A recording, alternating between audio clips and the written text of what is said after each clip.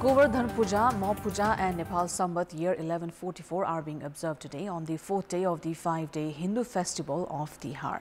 Meanwhile, Israeli airstrikes have continued to pound Gaza city and also the occupied West Bank, leaving no place safe for Palestinians, while people in the Shifa Hospital plan to start burying more than 100 dead bodies within its compound as they start to decompose. Good evening, I'm Sapsanamma. Let's begin with the top stories of the hour. Gohan Puja marked today on the fourth day of Yamapanchak Newar community observing Puja this evening. Nepal Sambat 1144 begins. Prime Minister Dahal claims the government banned TikTok to control social ills and anarchy, adds the ruling and opposition all agreed to it. At least 13 killed as Israeli forces target homes in Khan Yunis. 7 others killed in occupied West Bank. US President Biden says Shifa Hospital must be protected. And the national women's cricket team playing against Tanzania tomorrow in the inaugural match of the Women's T20I Quadrangular Series in Hong Kong.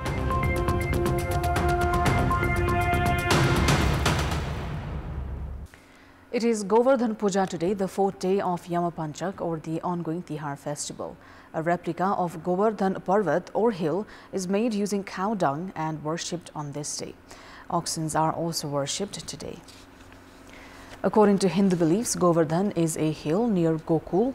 It is believed that residents used to worship Lord Indra but did not receive anything in return. One day, Lord Krishna asked them not to worship Indra and worship Govardhan hill, which provided them with resources. All the villagers started worshipping Govardhan, which angered Indra, who retaliated with torrential rains. Krishna then lifted the whole Govardhan hill to save the villagers from the wrath of Indra.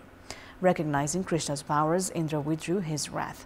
Meanwhile, the Newar community is observing Puja this evening.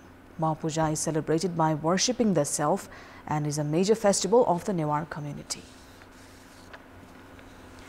Prime Minister Pushpa Kamal Dahal has said that the government has decided to ban TikTok in an effort to address what he said the spread of social ill and anarchy in the society. Addressing a program organized in Bhaktapur on the occasion of Nepal Sambat 1144, Premier Dahal said that the decision to ban TikTok was made to prevent activities that have been hindering the country's development and to control the spread of social ills. Premier Dahal claimed that the decision has been made following an extensive dialogue between the ruling alliance and the main opposition. Prime Minister Dahal said that the decision has received some criticisms and that discussions will be held in this regard. In the meantime, Shankadar Sakwa Foundation has awarded this year's Shankadar Award to the reporter of Kantipur Television, Naren Kilambu.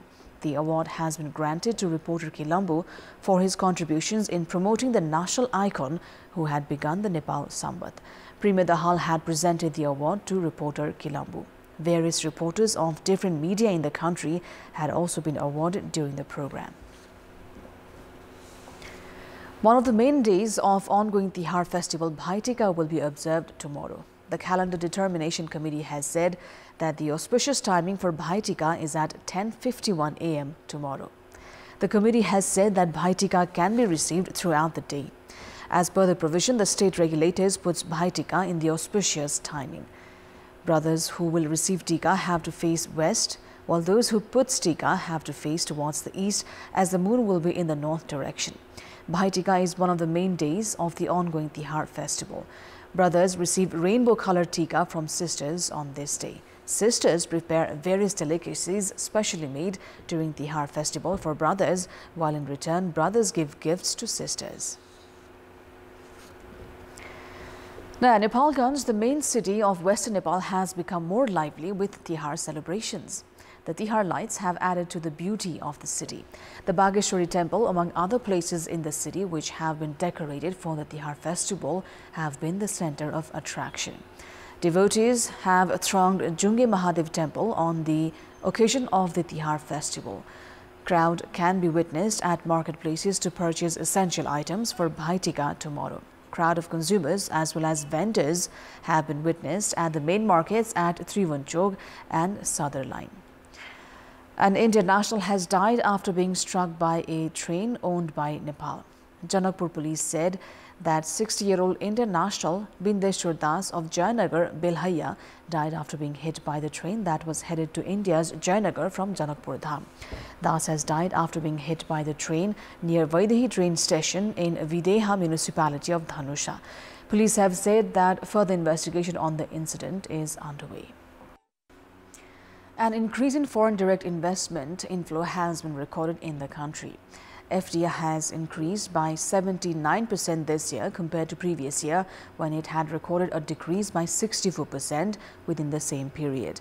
According to Nepal Rashtra Bank, the country has recorded FDI of 3.37 billion rupees within 3 months of the ongoing fiscal year. The amount was limited to 1.88 billion rupees within the same period last year. Companies that have foreign direct investment had repatriated 1.80 billion rupees as profits within 3 months of the previous fiscal year, which has been limited to 7 million rupees this year. The increase in FDI and decrease in repatriation of profits have recorded positive FDI at 3.37 billion rupees. The FDI was positive by 7.96 million rupees within the same period last year. The government has collected 18 billion rupees within last 4 months as fees to grant permission for foreign investment. FDI pledges had been limited to 9 billion rupees within the same period last year. Increase in domestic as well as international flights at the Tribhuvan International Airport have been recorded. More than 100 international flights and over 300 domestic flights are operated from TIA on a daily basis. The highest number of international flights in the history of TIA had been operating on the 16th of October after the Thar Festival began, with a total of 120 scheduled and chartered flights operating in a single day. Flights have increased due to ongoing festive season as well as the onset of this year's tourism season. Meanwhile, 280 to 300 domestic flights are being operating to and from the TIA on a daily basis, which has been providing service to 14 to 15,000 service seekers on a daily basis. 20 helicopter companies and 20 airline companies have been operating domestic flights, while 3 national companies and 30 international airlines have been operating international flights in Nepal. According to TIA, international flights have increased in the schedule for this winter. The number of flights operated by Qatar Airways and Fly Dubai, among other airline companies, have also increased. It's time now for our segment Public Pulse, where you text us with your opinion. The question is, why has the role of province governments appeared weak during disasters? Your options are A, lack of willpower, B, lack of clarity in jurisdiction, and C, lack of resources. The voting is on. Type NEWS, select your option A, B or C and send it to 34001 to share your opinion with us. Time now for international update.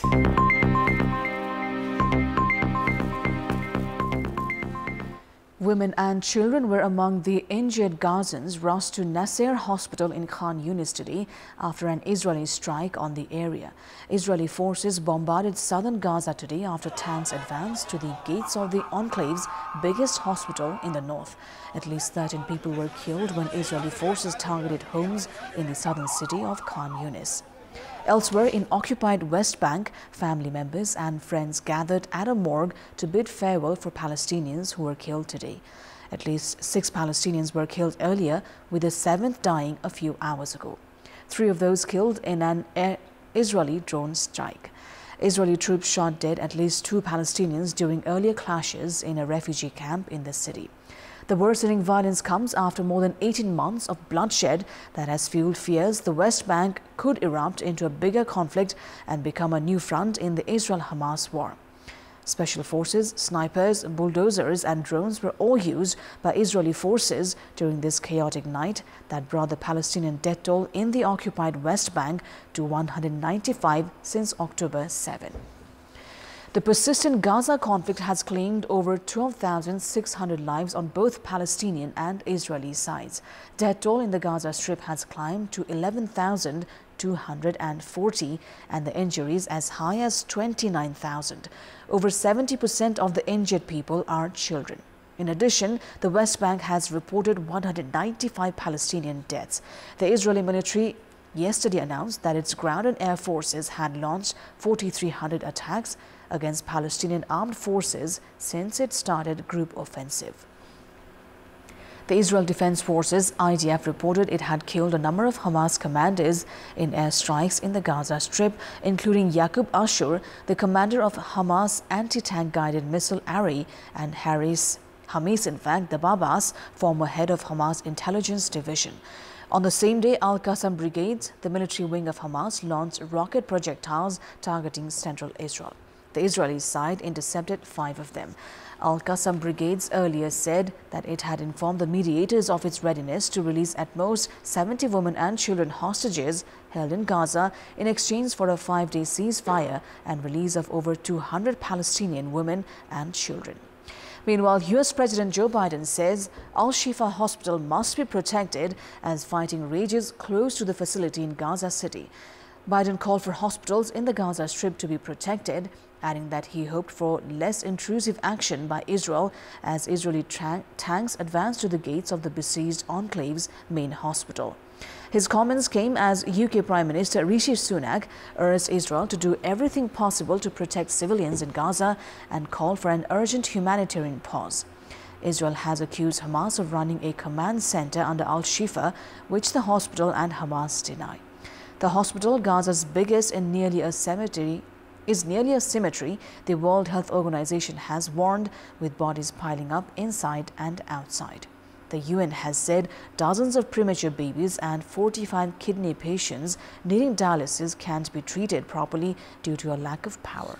Human Rights Watch has called for an investigation on Israel's attacks on Gaza hospitals that it deems as war crimes. Meanwhile, the UN Agency for Palestinian Refugees has warned operations will grind to a halt if no fuel is allowed into Gaza by Wednesday. Hospitals in northern Gaza have been forced to shut down as Israeli forces continue to attack medical facilities. The chief surgeon of the International Committee of the Red Cross has said that the situation at the European hospital in Gaza was relentless as he released a video. He said his team of doctors at the hospital only had enough time to see half the patients admitted and that the hospital had run out of blood for transfusions. Israeli tanks have taken up positions outside Al-Shifa Hospital in Gaza City, which Israel says sits atop tunnels housing a headquarters for Hamas fighters who are using patients as shields. Hamas denies the Israeli claim. Burns, a lot of full thickness with some huge shrapnel wounds in his buttock, in his chest, and his foot. A group of Russian nationals who were evacuated from Gaza arrived to Moscow last night. A limited evacuation, which began on 1st of November, of foreign passport holders and Palestinians needing urgent medical treatment to Egypt has faced difficulties. It was paused several times in the past week due to bombardments that aid staff said hit or targeted medical convoys. The ministry did not say how many Russian citizens are expected to leave Gaza. According to Russian media, some 1,000 Russians and nationals from the republics of the former Soviet Union have expressed a wish to leave Gaza. Moving on, Chinese scientists have developed an electrocatalyst for oxygen generation on Mars with an AI-powered robot chemist, marking one major step toward future Mars exploration and extraterrestrial civilization search. Researchers at the University of Science and Technology of China, in collaboration with the Deep Space Exploration Laboratory, have used a robot chemist powered by artificial intelligence known as Xiaolai to efficiently integrate the advanced AI technology and automated machine experiments to create oxygen-producing electrocatalysts.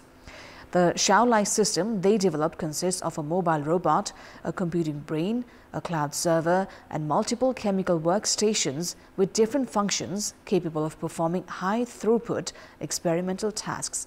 The dual-cycle machine automation process of theoretical simulation and precise experiment that can be achieved by this AI chemist integrates steps from raw material preparation, sample synthesis, performance testing, and formula optimization.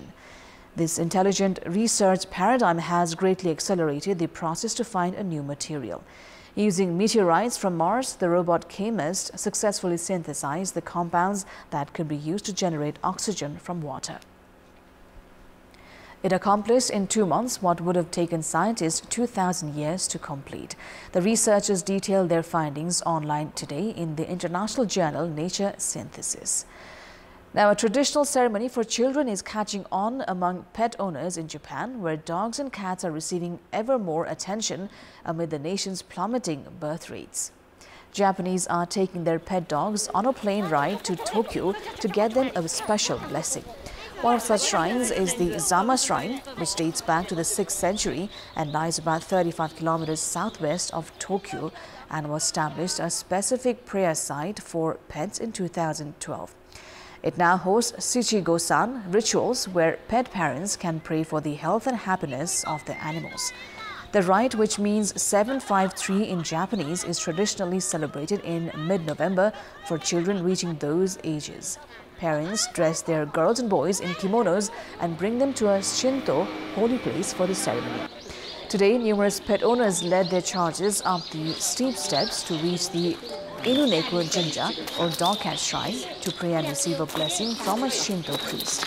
6 Shiba Inu dogs dressed in kimonos lined up for pictures at the event. Japan's birth rate declined for a 7th straight year in 2022 to a record low, while deaths increased to an all-time high. The national women's cricket team is playing against Tanzania tomorrow in the inaugural match of the Women's T20I Quadrangular Series in Hong Kong. The match has been scheduled to kick off at 7:15 a.m. kickoff Nepal time. This will be the first time Nepal will play against Tanzania, which is in the 19th position in the ICC Women's T20 rankings. Captain Fatuma Kibasu boasts the strongest team and is looking to lift the series trophy. Tanzania team has included players who had staged an outstanding play at the recent Women's Premier League. Skipper Fatuma is one of them, having the highest boundary and centuries to her achievements. Meanwhile, apart from Rubina Chetri, the Nepal side lack power hitters. Tanzania is the most active ICC associate nation in the African region, having previously won the 2004, 2006 and 11 African Championships. However, the team has yet to qualify for the World Cup. The Nepali team say the match against Tanzania will be a test for the nation. This is the first international match for the women's cricket team since Indu Verma took the captainship. The other 2 teams participating in the series are Hong Kong and Japan. Later tomorrow, Japan will face the hosts at 12 noon. Nepal will play its second match against Japan on 16th of November and third match against the hosts on 18th. The final match, along with the third place match, will be played on the 19th.